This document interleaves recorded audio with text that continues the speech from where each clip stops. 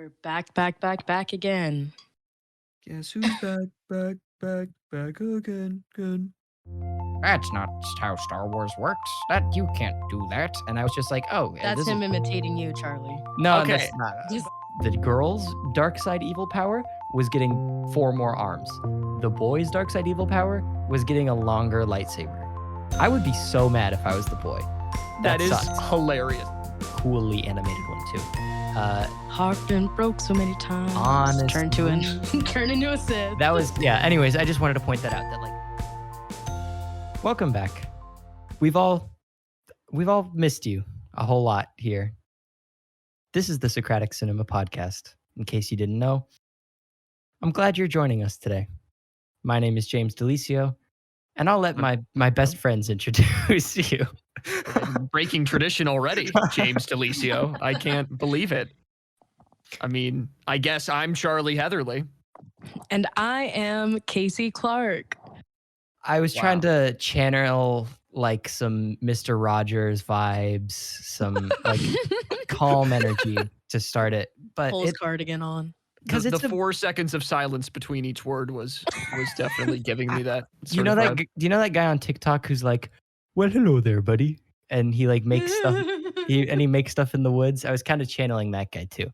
But it's been a long time, and I just wanted to take a minute to level and be sincere and say that we've missed you.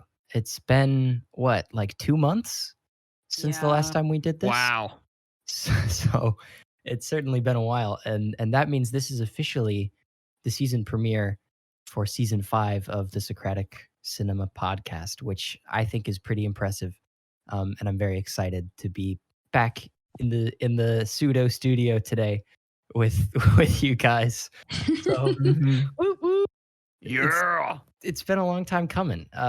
Before we dive in, I promise we're talking about some media today. We're talking about Star Wars Visions, hopefully. But before we get back into that, it's been so long. We're not in any rush. This is a new season of both the show and of our emotional lives. And I think we can afford to take some time and reflect and catch up a little bit, like good friends do. So first things first, I want to ask first things first, I think we have some big thank yous to say. Don't you guys? Yeah. Yes, 100%. Because there are some very special people who make this show happen, who have stuck by our side faithfully throughout the last hiatus. First off, to just everyone who's ever listened, we're sorry we were gone for so long, and thank you for hopefully listening now that we're back. I hope that we will have made it worth the wait, and I hope that season 5 can be something big that you guys will all enjoy and get a laugh out of, or a new insight to a movie that you didn't think of, or just background noise while you drive, because heaven knows I do that with podcasts. But seriously, from the bottom of all of our hearts, the biggest thank you goes out to our patrons, who we will name and thank shortly for their contributions. But we were very clear when we were going on hiatus that if people didn't want to continue to support because we weren't making content, that's totally understandable. But every single one of our patrons continued to support us, and we even gained a few. So we're just incredibly thankful and grateful. Do you guys want to take, how do we want to do the names today? Do you want to take turns, or should I just read them, or what do you want to do? Ooh, that is a good question. Charlie, do you have the names pulled up? No. Okay, then I'll just take it. Okay, go for it, Kasey. All right. We would like to say thank you to John DeLisio, Rachel DeLisio, and Lisa DeLisio, Samuel Copeland, Ethan Rudder, Jeanette Clark, Heather and Michael Clark, Mariah Helm, Peter DeLisio, Hero, and Roger Anderson. Thank you so much, guys. We really appreciate it. Big thanks. And because of the support of patrons like these, I have my next thanks that I want to give out, is that Riley Smith will be coming back for season 5 as our editor. Yeah, Riley. Season 4 sound beautiful, and we will be able to well, not why am I saying it like that? We're super excited to be continuing to work with him this season. So we're looking forward to that. So he's the reason why we hopefully sound good talking to you right now. I'm sure we will because he's a wizard. Um, I think it just yeah, thank you to the patrons. Thank you to Riley. Thank you to everyone who's listened or watched on YouTube or subscribed or shared with a friend. Thanks for being patient with us while we got our new life situations figured out. But we're back. But speaking of new life situations, uh, a lot can happen in 2 months. Gang, would you like to share maybe a little bit of what you've been doing in our vacation? It wasn't really much of a vacation. Our hiatus. Sure. Yeah, no. I have spent this hiatus getting used to life at the University of Southern California. Wow, cool. We're known for our lackluster football program. Thankfully, Coach Helton was fired, so now we can lose with a different head coach. And I've been making a lot of board games. I've been making nonstop board games since the start of the hiatus, and I finished 2 of them. My favorite is this game called Space Monkeys, where it's teams of 2, and the teams have to basically argue in monkey noises on what they're going to bet on in a space auction. And it's really funny because you just get people yelling at each other. And that was a great moment when I realized I spent $80,000 to look at people yelling like monkeys in the middle of class. So what a wonderful realization I had. But yeah, I've spent some wonderful time being creative, getting that stuff done, and meeting some new people. But I'm happy and incredibly happy to get back into the groove of things with Socratic Cinema because I've missed everyone here. You guys are so cool, and I love y'all, and we're gonna have a fun time talking about Star Wars Visions today. For sure, I have strong opinions, and I hope that you guys do too. Really? Yes. Couldn't have guessed. I Yeah, who would've know. thought? Really Yeah. out of character for me. I've changed a lot. Honestly, Straight back into traditions. Old habits die hard. Die Hard. Yes. I also love Die Hard. In case you didn't know, that's pretty much all you need to know about Charlie. Yeah. Yeah, I like Die Hard, and I have strong opinions. Casey, how have you been? I've been good. I am attending Azusa Pacific University. Yeah, we're chilling. It's been honestly a really good time. The most struggle that we've had, apart from roaches in not our dorms because we are clean. Engstrom. But Whoa, wow. I'm just kidding. Engstrom's lovely and has way more security than we have, and that's why I'm jealous. But our cafeteria is going to be opening because it's been closed all semester, and Oh, we've only no. had like 3 and a What? half places to eat.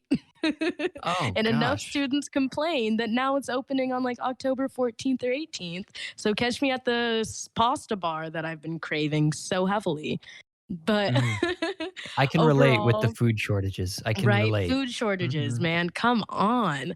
But overall, I've been just vibing it out, honestly, taking lots of naps, especially post my philosophy class. I have a lovely roommate, which we've already talked about the fact that I do this and that I'm going to be coming back to podcasting. So sometimes she will be in the background when I'm recording. So she'll get to hear how weird we are, which is amazing. I wouldn't want to be weird with anyone else than these 2 gentlemen here. Aw, Aw. shucks.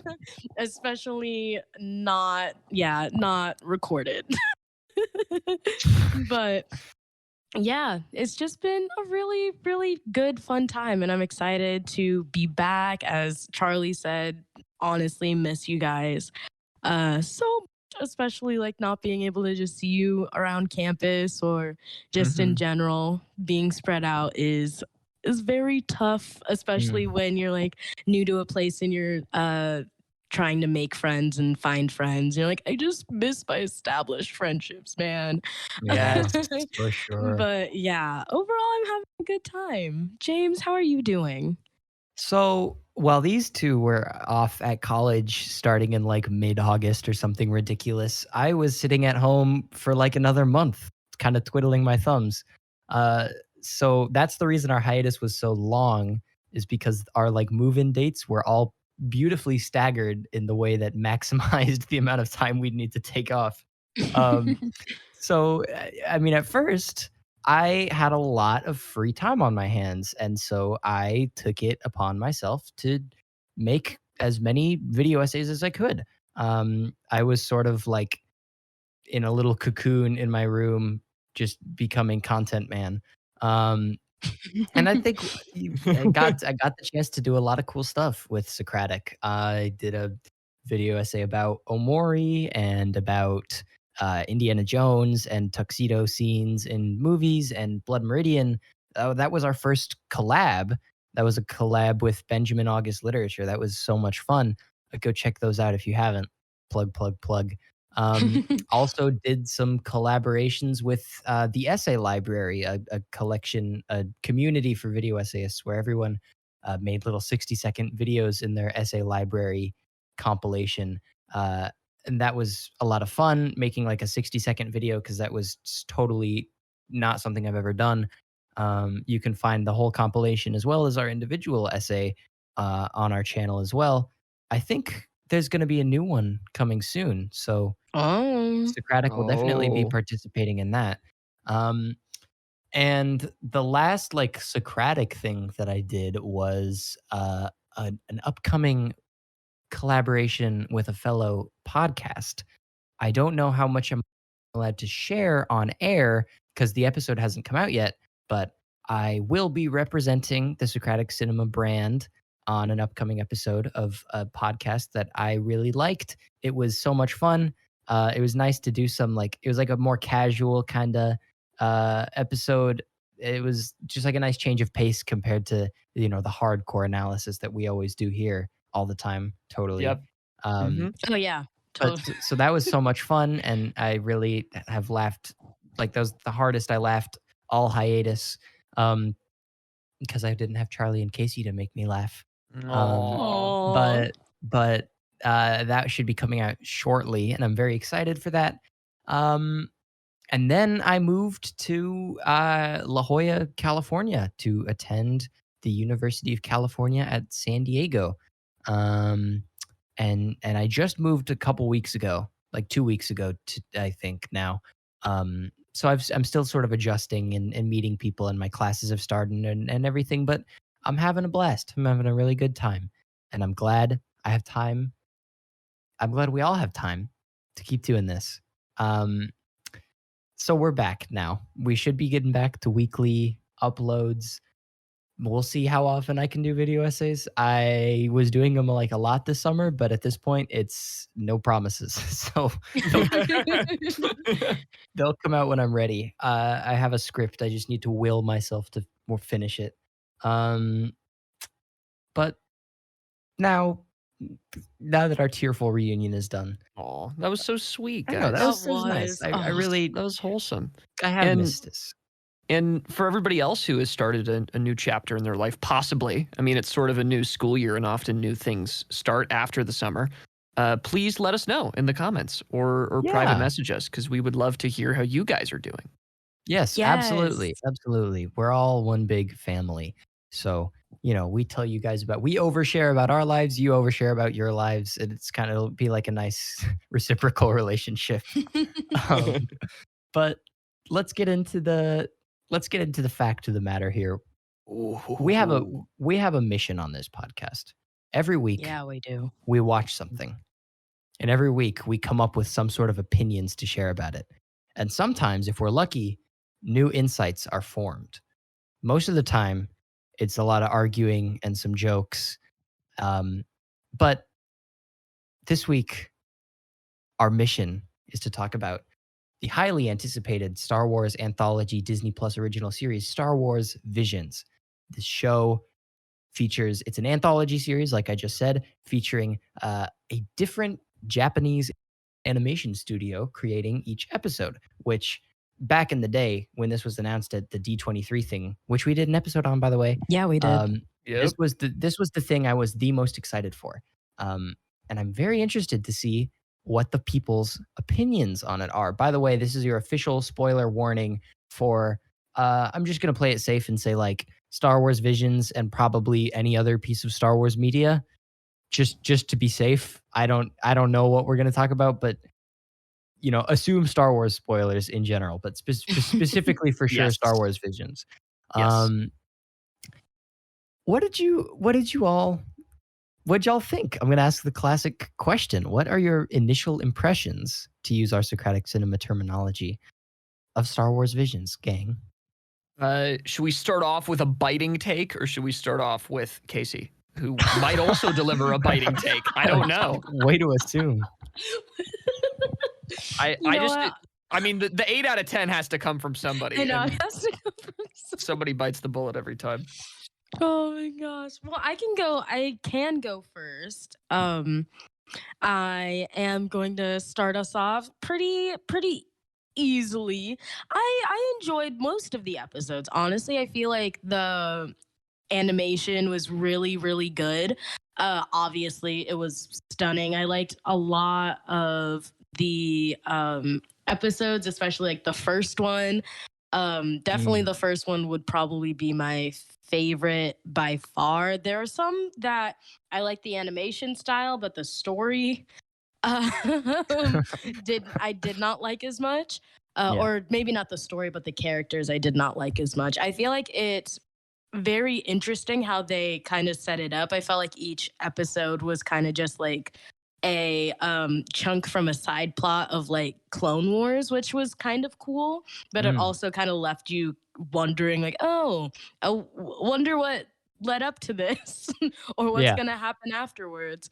But it was a good little chunk of content if you were feeling starved for Star Wars content. So yeah, I enjoyed it overall. Now, Charlie, do you want to deliver what I figure will be the antithesis, or do you want me to like ease us into it? No, I mean, I could go ahead. That's funny that you bring up antithesis, because I'm in a class about Akira Kurosawa, and my professor keeps talking about the dialectical and how that's a big thing in his films. The only reason I bring that up is because we will talk about Kurosawa today, because of that one episode that Kasey mentioned. Yeah. But I think Kasey sort of hits it square on the head when she says that the animation in most of these is very beautiful. I think everything except for that one Toby episode, I love the look of. Toby, Wait, I don't know what the hell happened there. But I think they all look fairly good, and I think the animation studios did a good job at animating. But storytelling-wise, it was incredibly uneven. There are 4 episodes in here that are good, and I think that those 4 are the only ones that I could really consider like remotely Star Wars-y at all. But there's definitely some really good stuff in here. I think specifically the Duel episode, which is the one that takes a lot from Kurosawa, specifically Yojimbo, is very, very good. Very stylistic. Love that one a lot. The Village Bride and the Ninth Jedi, I think, are also phenomenal, along with The Elder. So Studio Trigger at least got 1 out of the 2, and then Science Saru, I don't know what the hell you guys were doing, but, flopped on both. Sorry, Science Saru, I'm sure you're nice people.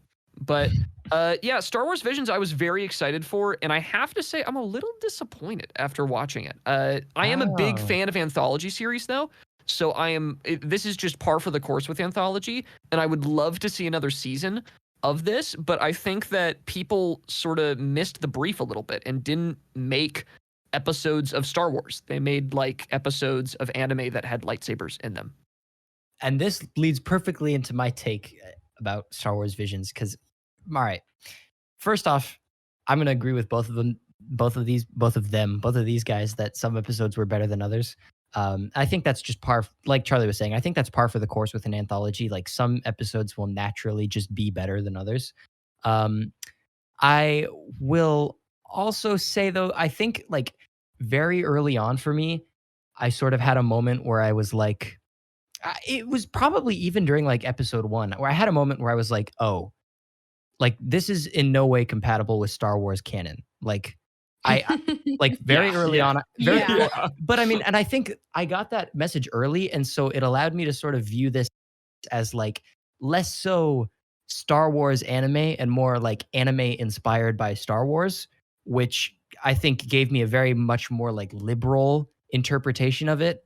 Um, which in turn made me like it a lot more because I was not so hung up on like, that's not how Star Wars works. That you can't do that. And I was just like, oh, That's this is him imitating you, Charlie. no, Okay. that's not. Just But so I you was like, I will clarify my point after James is done. but I was like, I and that's not meant to be a counterpoint to you.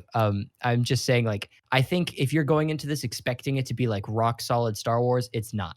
There's maybe like 2 episodes that work with the canon at all, or at least like generally follow established rules of the universe, and everything else is just like, nah, Yes. this is just like Star Wars font anime. Which I mean, Star Wars font. it's kind of actually interesting, like thinking about how Kurosawa so greatly inspired Star Wars, and then 2 world wars later, it like anime happened, and now Star Wars is giving back to anime. It's like this is a whole messy web of stuff. Um, but I think it's really interesting. Uh, and I for one, I mean, visually, I loved most of them. Honestly, the episodes that I think I was the least crazy about The Elder visually, because it just seemed very, like, stock. Like, everything else was very stylistic, but The Elder and The Ninth Jedi visually, to me, just seemed kind of like general cartoon, whereas everything else had, like, a style that I really liked. Um, but that's very minor. Uh, I guess if I had to pick a favorite episode, it'd be The Village Bride. I loved that episode so much. Everything from the music to the design to the story felt very nice. And The Village Bride, I think, is the best episode.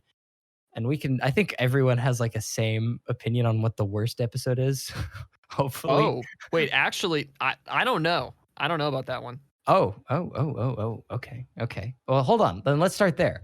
What do you think is the worst episode, and why is it Tatooine Rhapsody?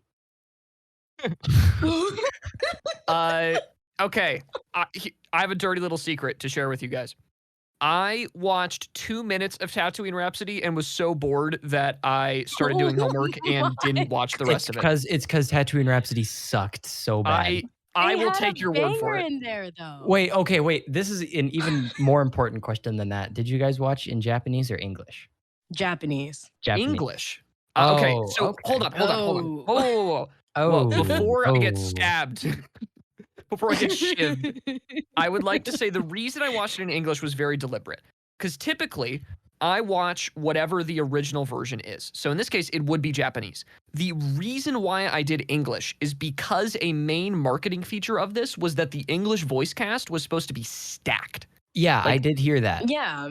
Like, absolutely stacked. And I thought, well, James and Kasey are weebs, so they'll probably go with the Japanese. And I'll go with English so that I can have a very educated and smart take on how good the English voice cast was. How good was it? Oh, okay. It was fine. Yeah, see, I like It was there were good. It was there were a good. few times where I was like, I paused and was like, I want to hear how that line would have sounded in English.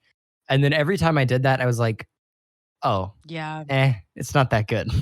Yeah. I Um, watched half of the Lop episode in English. I can't do this. Yeah, I'm sorry. Like, I love so many of the voice actors they got. It just wasn't that good. I specifically wanted to see how the twins sounded in English because it's such an over the top episode. And I don't Right? know. Allison Neil Brie, sweetie. Patrick Harris. I love you, Allison Brie, Mhm. but I don't know. I don't know though, you know? Yeah. The English voice cast was like fine. Like I watched it and it was like cool. They sound like an English voice cast. I don't know. I haven't had a transcendental like English voice cast experience yet with an anime. I was hoping it'd be this one. Howl's It Moving wasn't. Castle. Okay, actually fair. No, I take back what I said. No, you're entirely right. But Thank you. yeah, I think Japanese is probably the way for people to go for this Yeah, series. yeah. It sort of reminds me of like It reminds me of have you guys seen the announcement for the Mario movie cast? Oh, Yes. don't get me Oh started. my God, Do I'm not so get me excited. started. I think So this is like that, where it's like, let's just put as many random celebrity names as we possibly can. Yeah. And like, because actors and voice actors are very different, right? Like that's a different skill set. Yes. And I just, it's a pretty like washed out take at this point, but it's like, it'd be nice if we could let voice actors do the voice acting. Because Key from Key and Peele as Toad, I don't know. Keegan Just- Michael Key. Dude, that is like one of the better castings. Are you Something kidding No, me? literally. I just cannot imagine Jack Black's voice coming out of Bowser's mouth. I can. I just- You guys are missing Seth Rogen as Donkey Kong. Wait, that one to me feels better. Like, because he played Pumbaa, and like, so it feels okay. I feel like he could do it, but so his already having experience in it is like aiding in the. Yes. well, yeah, and I mean, like, I feel like a Pumbaa voice is very similar to a Donkey Kong voice. And the one that really fits to me is Anya Taylor-Joy's Princess Peach. That's Yes. like, of course, that's like My the queen. easy one. My absolute Queen. queen. I knew Charlie was gonna be like, yes. I was Pratt as so Mario, excited. though. Chris Pratt as Mario, though. No, The Absolutely grubbiest possible choice they could have made. I know it's literally just elves. yeah, it's an L. It's an L. But we're not talking about Mario. When that movie comes out, that Comes episode will out. be interesting. Very. But Oh, Can I go clarify ahead. my Star Wars point? Yes. So when I say that most of these episodes were not Star Wars, I'm not coming from the perspective of like, it did not make sense in the canon. Like, technically, you couldn't have a lightsaber be an umbrella because the kyber, like, I don't know. Okay. I come from the perspective of everything that you make Star Wars should have the spirit of Star Wars. It should have that level of like intricate detail that seemingly doesn't matter, but makes the world building that much better.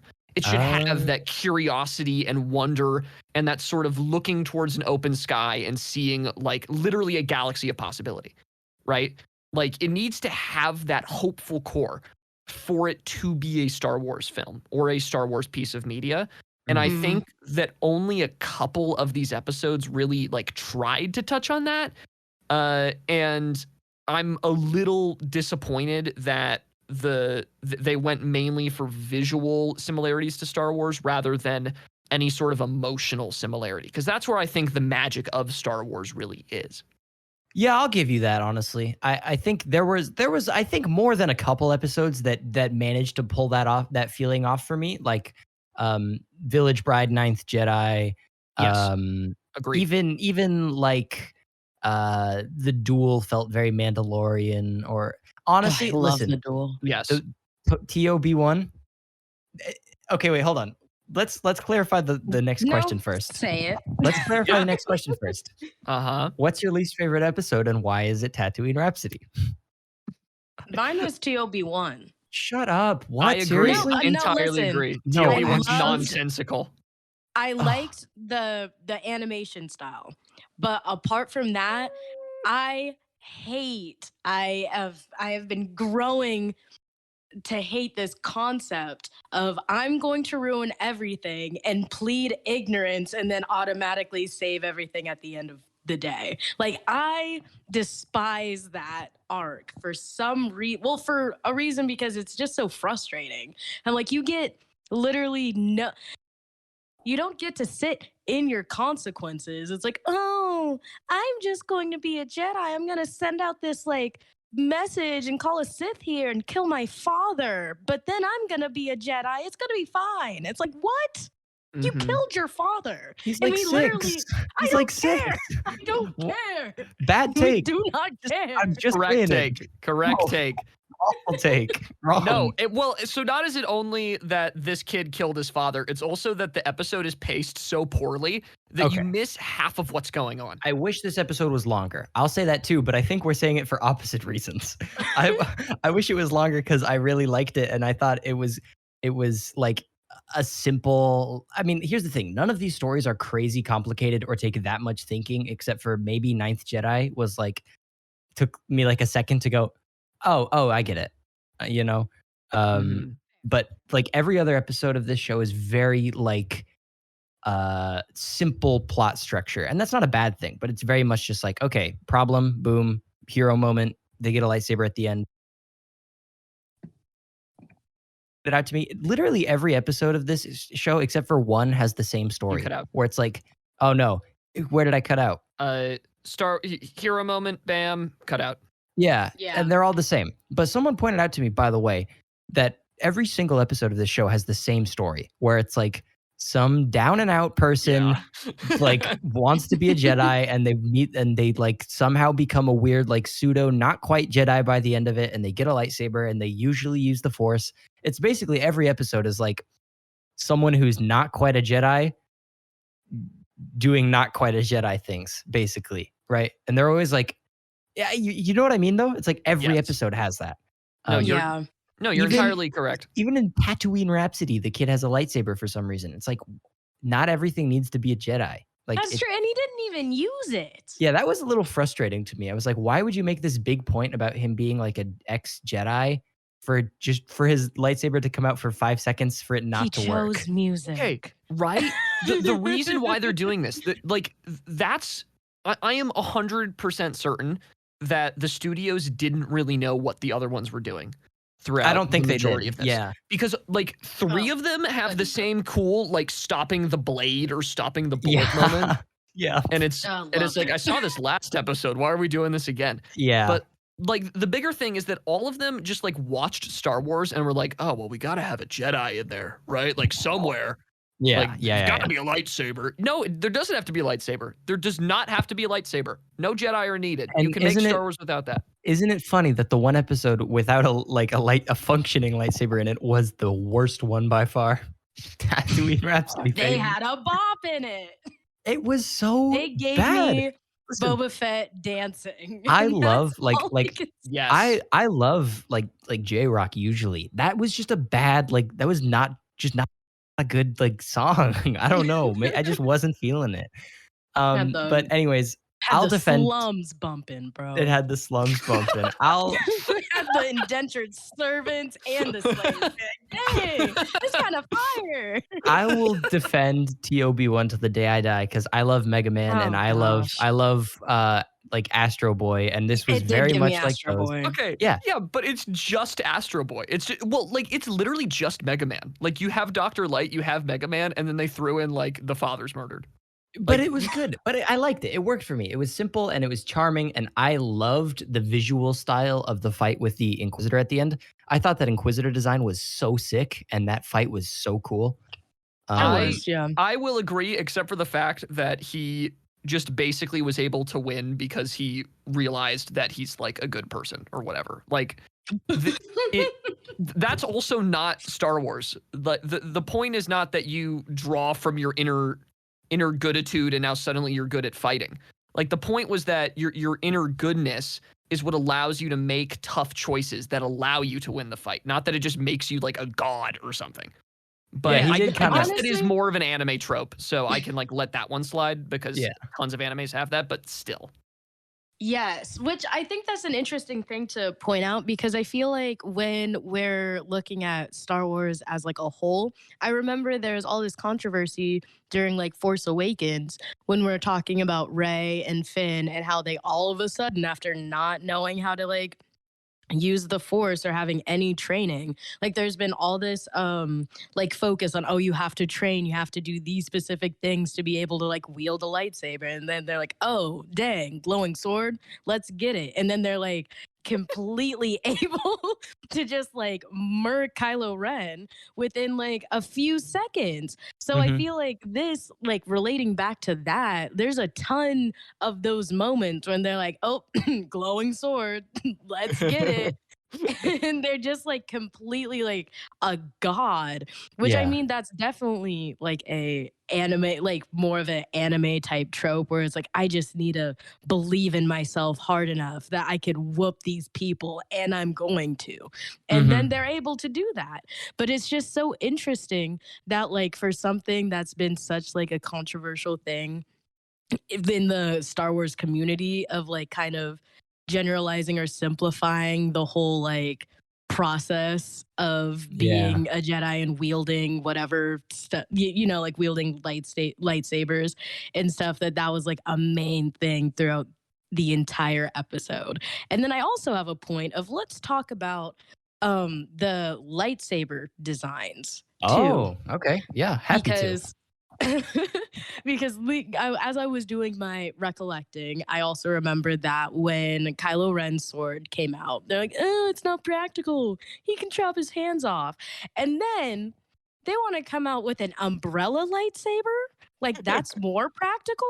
Yeah, Love it. I love umbrella lightsaber. It was so fun, but I was like, "Wait a minute, what?" I think you're making a really, really good point that like this show does a lot of what like was hated on about the sequel trilogy. Like it, Yes. and like I never even thought about that, but it absolutely does.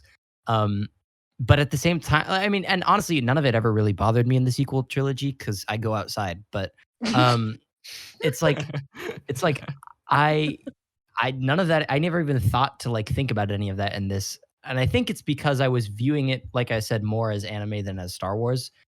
Because those are all very much like anime things, like impractical weapons, suddenly amazing at fighting because you believe in yourself. Like this is formula stuff, you know. Yeah. But Yeah. it's a good point. It's worth bringing up. But I think the lightsaber designs were all super cool. By the way, I love the katana lightsabers, Yes, especially so my much. God, They were especially so the fire. yellow one in Village Bride was the coolest thing I've ever seen. I love yellow lightsabers, so that was great. But Yes. Mhm. Also, yeah, her no. heel adjustment. Ooh, Oh, wee. Like Yeah. Rock Lee type. Let me I- take my weights okay. off. Hold on. Yeah. Because I loved that episode, and I definitely want to see more from that like story. So my question is like, do you want to see a season 2? And if so, would you want a season 2 to continue on any of these episodes, or just be an entirely new slate with new studios? New, easy. Like Really? to me, the way that you do anthology shows and the way that I've mainly experienced anthology shows through Love, Death, and Robots, which I've been yelling at people to watch. The best thing about them is that you get so many different tastes on the same premise. Like the thing with Love, Death, and Robots is that every episode is about either love, death, or robots, or some combination, right?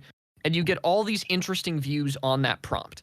And none of the episodes relate to any others. They're all entirely different. And that's like the point of an anthology show, I feel like. If you want to continue the story of one of the particular episodes, then just make a series about it. But I want to see entirely new episodes, and I just want to see them learn from both the triumphs and the failures of the ones from this season, and maybe try to incorporate more of a Star Wars vibe into them while keeping the same really good animation quality, except for Toby, all the way through all of the new Just episodes. objectively not correct. It's so correct. Couldn't But even resist it, man. I think I want a little bit of both. Assuming it was like another 9-episode series, I think I would want them to be mostly new because there's a lot of studios I want to see, like Mappa and Wit and Studio Bones, and like all these studios I would love to see have a go at it, especially Mappa. I don't know. But at the same time, some of these episodes, I feel like it's a really good thing that I was begging for more at the end. Like the end of Village Bride, the end of The Ninth Jedi, even the end of like Lop and Och or whatever. I was like, oh, I would watch another episode of that. Like I would like to, Really? I would see this story continue. Specifically, Lop and Ocho? You're uh, kidding. I don't know. I liked the sister dynamic. I didn't love a lot about that episode, but the like last 5 minutes or so I thought was really cool. And we um, all agree that that episode was the most beautiful one. It was very pretty. The like sword. rose petals in the background, and it was so Mhm. yeah, It was that was so good. really visually nice. I love Trigger's visuals, so the twins visually I think might have been my favorite just because I love that Really? style. Yeah, I mean they did a whole movie in that style, Promare, Uh-huh. and I just love that style. I think it looks so Okay. cool. Yeah. Even the twins, I wouldn't mind a continuation of. I think like if they did a 9-episode second season and they had like 6 new ones and then a continuation of Twins, Village Bride, Ninth Jedi, that's like my perfect soup. Good Wow, soup. yeah, 3, 4, 5 Good soup. episodes. 3, 4, and 5. I think are the top 3 of this season. See, Actually, wait, I no, didn't no, like the twins like I take it at back. all. Twins is not in my top 3. Yeah, story-wise, Twins wasn't amazing, but I thought the visuals and, like, style were strong enough to carry it for me. Why are they in space breathing? That was a common thing that I saw being brought up online. But yes. like like I get the thing with the twins where it's like, oh, we got to be bombastic and we got to be really big with all this stuff. But their coolest shot was just ripped off of Last Jedi. Like, I don't think that I don't know. I liked Six-Arm Sith Lady. I thought that was really cool. hey there, General Grievous. Nice to see you. Yeah, okay. Are you serious, bro? Are you is this what we're nitpicking now? It works. Like it. No, but it plays into the overarching problem, which is that what these studios did is that they visually like tried to replicate Star Wars. They didn't do anything else though. What I will Uh, say, just totally unrelated about the twins, like the girl's dark side evil power was getting 4 more arms. The boy's dark side evil power was getting a longer lightsaber. I would be so mad if I was the boy. Like I that was just so unfair to me. I was like, really? His power is he has a really long lightsaber now. That is sucks. hilarious. Yeah, what was the obsession with like changing lightsaber heights in these episodes? Right? I don't Yeah. know. I don't know. It was I kind of liked the thing in the Ninth Jedi though, where it was like the lightsaber is like colorless until someone like connects was with it. awesome. I really like Yeah, that. I thought that was Yeah, really good. And that I was a love good the touch. I love the green lightsaber visibility in this show. I Mhm. in the sequel, that's my favorite color of lightsaber. And in the sequel trilogy, there was not one. There was not a one. Uh, and now, and we got a lot in this, and I was very happy. I hear people say that they think the Ninth Jedi is the best. I don't know if I think that was the best one. I could easily see that one becoming a full series, but I don't think it was my favorite. Oh, that one could definitely become a full series. Mhm. I really like the duel though. I'm Team Village Yeah, the Bride. duel's See, awesome. the duel was really cool. I couldn't watch a whole show of the duel. I Like, couldn't. No. Well, and that's A why I limited liked it so series, much. perhaps. Is that I went into this thinking it would be anthology episodes, and I watched the duel, and I was like, "This is awesome. Can the rest of the show be this good?" And then I got more and more disappointed as all the episodes came along, because I was like, "None of these are as good as the duel." oh, really? Yeah, Right. It was weird that they started off with the duel. Like I that was was gonna so say, the strong. ordering of the Mhm. episodes was weird to me. My older brother, by the way, he just texted me as we were recording saying the duel is a good Visions episode because he started with Tatooine Rhapsody and turned it off Oh. after like 5 minutes. Wow. Yeah, and I was like, dude, that one's the worst one. Like, watch them in order. And so he just watched the duel. Um, yeah, I'm with you guys though, 100% on that point. Casey, would you like to see a second season of this show? Yes, I would like to see a second season of the show. I agree with Charlie that I would like to see all new, like new episodes, new studios, mostly because I feel like I'm looking at it more at the point of like exposure. I feel like this is really good exposure for these studios. So we should try to get more studios in, try to get them uh like get them out and seen by more people instead of just kind of recycling and contributing to the loop of kind of studio monopoly. Not that these studios would necessarily monopolize, anime Star Wars, but that's something that I feel like is seen a lot. But yeah, Yeah. I don't know if that made sense at all. I I will but say, yeah, here's a hot take. yes. In terms of, so we just got a Marvel anthology and we just got a Star Wars anthology. I think Visions is better than What If. Ooh, Oh. I would agree. I don't really like What If too much. Sorry, Marvel. Yeah, no, I just think What If I is kind of like. haven't seen an episode of What If, which So sucks. I also realized I don't have a funny transition. Um, I just realized we've been going for about 44 minutes and we were supposed to have a mid segment, like a mid episode segment thing, probably like 15 minutes ago if we were to be totally on Ooh. track. But a little boy wearing tights and knee high stockings just came into my room and handed me a parcel. And I unwrapped it really quietly and he left. But inside of it were 2 patron questions. Did you pay him in Wow. berries and cream? I did. I did. And he did a little dance. Ah, yes. Terrified. But it's that lovely time of year where patrons send in their deepest questions and we give our deepest answers as we possibly can. And we have 2 questions today. Question number 1 comes from someone who you may have heard of before. He's kind of a local legend. It's coming from Samuel Copeland, and he asks, yeah, give him some praise. Sammy Cope. He asks, does the group think that new movies should be released on streaming services on the same day as they release in theaters? Why or why not? Uh, Mm, this was like I had to think about this. My answer after giving it 5 seconds of thought is yes, they should release on the same day because the pandemic has forced us to open Pandora's box and you can't close it again.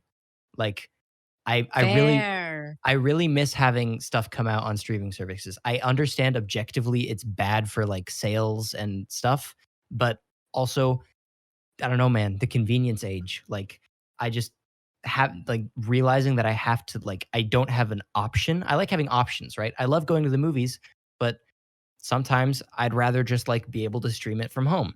So, my answer is yes, but I'm also okay if they want to do like a digital release that you still have to pay for because that's still convenient. It's more convenient than having to go to the theater. So, my answer is Fair. yeah, I think they should, but I think that they should be able to set their own terms on the digital release, like paid or not. So there. So there. Yes. There you go. And then how about you, Kasey? I think, James, you really summed up my thoughts, honestly, that I'm totally down for the same day release due to convenience. And even if they want to do like premiere access like Disney's doing, I understand that for people who are just going to see it by themselves, it might not be as convenient or worth it. But for me, who like in my family, there's 5 people. So we'd be willing to pay the $30 instead of taking 5 people to the movies Yeah. and probably paying more than $30 to go see it in the movies. Definitely paying more than 30. Yeah, definitely paying more. Um, but yeah, I think it's honestly if we I really like how the pandemic like I feel like a positive thing that's come out of the pandemic is this kind of focus on accessibility of media. Like we kind of had it at the beginning where we were getting all these musicals being professionally like recorded and then released and like in movie kind of like form like Hamilton. And then now we have like the Dear Evan Hansen movie, which is not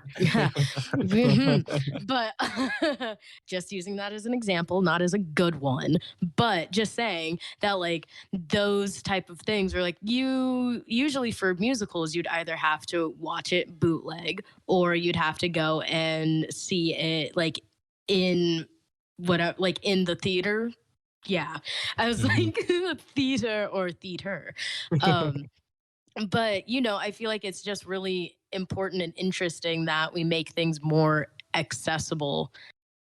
Yeah, so I would say same day release, but agreeing with James that they can like determine on what terms and also inform your like actors actresses beforehand so that we don't get lawsuits, Yeah, please. yeah. Yep, that'd be nice. That'd That be would be nice. nice. I completely agree for same day release, mostly because I'm tired of these theaters charging me so much gosh darn money to go and sit there for 2 hours because, like, holy crap, $15 for me to go see a movie ticket in downtown Los Angeles is cronkle donkle, and I don't agree with it morally. So I'm totally fine if we start getting same day releases so these movie theaters can snap out of it and actually charge fair ticket prices. And then I could go see a movie for $10 again, or perhaps like $7. That'd be great. And buy their food there because like You have to it's choose now. yeah, lot for me to go there. And I have to choose now. And I'm going to choose streaming because it's more convenient. And also you can get a lot more content released a lot more quickly. So I like streaming too. I'm also writing a paper about this. So, except it's for why location-based virtual reality will challenge movie theaters. So, also screw movie theaters so that I can get an A on that paper. But yeah. We have one more question coming in today. And I think this is like a good question to sort of draw us into like a conclusion zone. I think so. Very smart of us to save this for the end. This comes from Heather and Michael Clark, who, you know, Oh, who could they I don't be? know, but given the proliferation of movies, series, theme park editions, and video games, are we coming close to having too much Star Wars? And how do you see Visions playing into the broadening of the Star Wars universe? Um, I have to, wow. For the second half of that question, I don't see Visions broadening the Star Wars universe that much, honestly, for reasons we've already talked about. It's not canon. It's not very like heavily tied into the actual universe. I don't think Visions will really go on to influence anything Star Wars does except for another season of Visions. You feel me? Mhm. So that's my answer to the second part. I have to think about the first part a little bit more. I can go. Go. Yeah, so for the second part, very quickly, I agree with James. I think that Visions isn't going to really make a huge rippling impact on a bunch of other stuff. I hope that it shows Lucasfilm and Disney that experimental stuff can work and can be super interesting, and they shouldn't take the failure of some episodes to be the failure of an entire like way of thinking. So I hope that they make another season, and that's that for the second part. But for the first part, are we approaching too much Star Wars with all these new ways of experiencing Star Wars? I think it is possible, but I think there's a way to stop that. And it's by doing what I've been saying is so important to Star Wars, and it's keeping that spirit. Because, and I'll tie this into Ted Lasso, weirdly enough. Spoilers for the first episode of Ted Lasso. Okay. Spoilers for the first episode of Ted Lasso. It's the only one that I've seen. But Ted Lasso is a really great show because it gives you this sense of like, I hear it gets super sad, but on the first episode, it gives you this sense of like hope and excitement to see this guy who's so happy about stuff just like try and do it, and he has to overcome these challenges. And I feel very uplifted knowing that there's somebody that's so positive, right? And I think that Star Wars has that potential. It has always been a story about good and evil. It has always been a story about conquering and becoming the better man. And instead of killing your father in a lightsaber duel, by saving him morally, allowing him to repent for all of the stuff that he's done and kill his weird, gross, crinkly uncle. But or possibly Force father. Ooh, that's a fun theory. Sorry, Palpatine. So I think if they continue to expand Star Wars, they have to do it in a smart way. These are not just action movies. These are not just space operas. These have an identity, and if you respect that identity, I think that you can keep creating interesting stories. And if you don't respect that identity, then yes, it's going to run into a little bit of a Marvel problem where everything feels like very samey, and even I am getting tired of a bunch of Marvel, and I am like a huge Marvel fan. True. I think I agree. I don't, to me, I feel much more readily able to say that we're reaching a saturation point with Marvel. I don't think we've had that with Star Wars. Cause like really, we've had 9 Star Wars movies, like a couple of shows, and that's kind of it. And even amongst the shows, there's only like 3 that were hugely popular, like Mandalorian, Clone Wars, Rebels, I guess. And the theme park edition, right? Which I don't know how I'm not nearly educated enough to talk about theme parks. It's great. The theme park edition's awesome. Haven't been.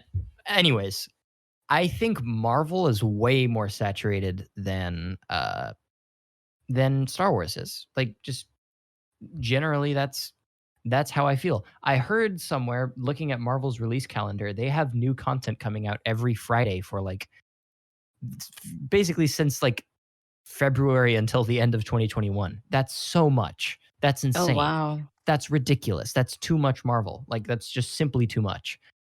I'm getting to the point where I feel like I can pick and choose what Marvel I want to watch. I skipped Falcon and the Winter Soldier. I didn't watch the last episode of Loki. I have no plans to finish What If. I will see Venom the Carnage movie cuz I like Spider-Man. Like there's so much Marvel out there now where I'm like, okay, that's enough. Like I'll pick which ones I want to watch. But Star Wars, I don't think is nearly there yet. I think Star Wars is still like, how do I say this? We don't have like a Star Wars expanded cinematic universe, even though we're kind of getting there. Do you feel me? Yeah. I think it could very easily turn into another Marvel, but I don't think it's there yet. So for now, we're good. Yeah, that's a fair point. I think the most effect that saturation has had on Star Wars is the amount of Star Wars content over time. Like Star Wars has been around for a long time versus like the Marvel Cinematic Universe. It's Oh, been along for true. like shorter time, and then they've stuffed it with like 5 phases and all this stuff, along with TV shows and all this content. So I feel Yeah. like if Star Wars was along those lines, then we'd be totally tired of Star Wars. But for other people, that's like Star Wars has become kind of like a generational thing. Like there's Star Wars released for like Gen Xers. There's a whole thing for Star Wars. There's a series of Star Wars released for millennials, and then now for perhaps like Gen Zers. So each generation kind of has their own little like, oh yeah, I had a Star Wars trilogy. And then I also had like so and so, like there's some like video games here and Lego content here Yeah. and TV shows and stuff like that. Versus with Marvel, it's like I had 75 episodes that I had to watch in between 6 movies to make sure that everything made sense for this final movie that came out on Christmas. And like stuff like that, where it's just like it's just so much to keep track of. And the way that Marvel had set it up, that you had to keep track of it, that now everyone's just tired of it. Like we Yeah. don't want to keep track of anything anymore because it was just so overly like overly demanding. And at the time when you were in it, it's like, okay, this is exciting, this is fine. But I think especially with the encouragement of rewatching everything before Endgame came out, definitely was detrimental to what Marvel was trying to do.